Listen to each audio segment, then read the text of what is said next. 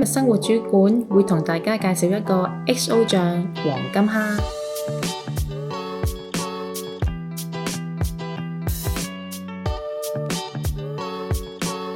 將鹹蛋黃隔水蒸10分鐘，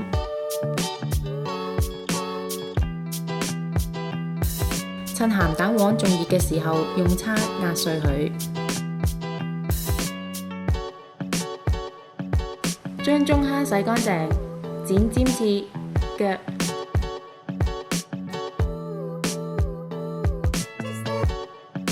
挑上之後，用廚房紙印乾水分。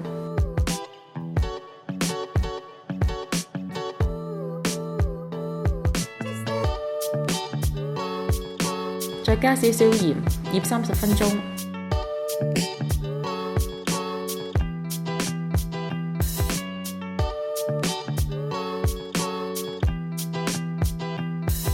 加油，開中火，燒熱隻鑊。將蝦煎到兩面大約70%熟，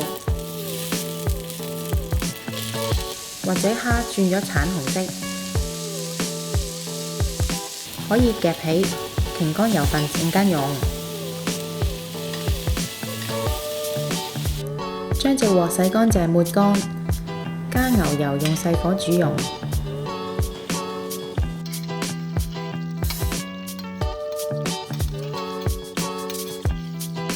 再落鹹蛋黃、XO 醬、適量嘅鹽同胡椒粉，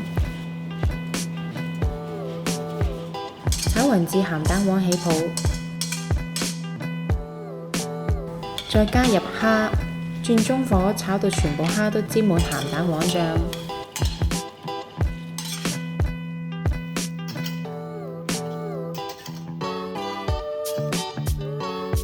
最後加金北換就完成啦！